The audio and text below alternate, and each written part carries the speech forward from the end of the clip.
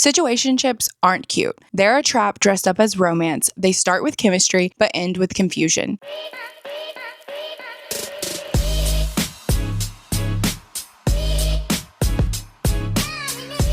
If you're new here, hi, I'm Montana. I am your single bestie. I make videos about confidence, solo travel, dating, and learning how to stop abandoning yourself in relationships. Today, I am not just here as a content creator. I'm here as a woman who has stayed in situationships way too long. I'm talking this man's kids because I was afraid that clarity meant losing someone. And I thought that maybe if I stayed long enough, the almost would turn into real love. Let's talk about what situationships really are, why we get stuck in them, and how to set yourself free with your dignity, your softness, and your self-worth intact. A situationship is a connection without commitment. You do relationship things, but you're not allowed to call it a relationship. You feel all the intimacy, but none of the security. You care deeply, but you're scared to bring it up because the moment you do, the whole thing might just fall apart. It's the in-between space where love should grow, but often dies. And the worst part, you start gaslighting yourself. Maybe I'm being too much. Maybe I should just go with the flow. Maybe one day he'll be ready. You become so busy proving you're chill that you forget that you're allowed to have needs too. Let me say something hard but honest. We stay in situationships because we don't want to start over, because we see potential, because we think this might be the best we're ever going to get,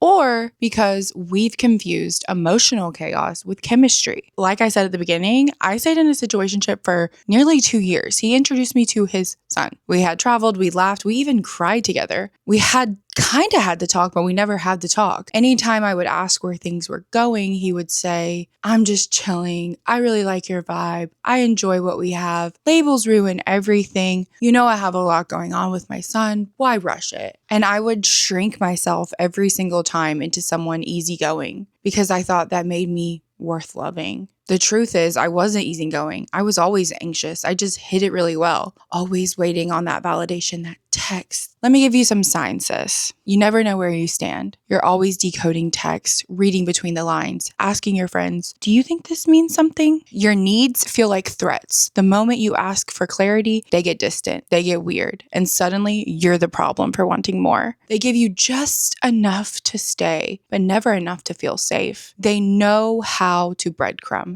They know your soft spots. You fantasize more than you experience. You're in love with the idea of them, not the actual day-to-day reality of what is. And 5, you feel alone even if they're next to you. Let me be very clear. Staying in a situationship is not keeping your options open. It's putting your soul in a waiting room. You think you're being patient, but really you're just making yourself smaller and smaller and smaller by the day. You're postponing the love that you deserve for someone who doesn't even know what they want and what they have right in front of them. If they did want you fully, I promise you would already know. Love isn't supposed to feel like a never-ending audition. You shouldn't have to prove that you're worthy of a title. So what do you do when you realize that you are stuck in one? The first thing you have to do is get really honest with yourself. No more romanticizing. Write it all down. The good and the moments that made you feel small. Sit with yourself. Get honest. Brutally honest. Second, cut off the false hope. Stop waiting for the maybe. Maybe is a lie that steals your time. Third would be to block and grieve. Yes, I'm a blocker. I'm sorry. Not out of spite, but out of self-respect. You don't heal by staying friends. You heal by choosing peace over potential. And finally, forgive yourself. You're not dumb. You're not weak. You were just trying to love someone that didn't have the capacity to love you back. And that doesn't make you broken. That makes you human. That makes you beautiful. So the next time you feel yourself settling for almost, remember this.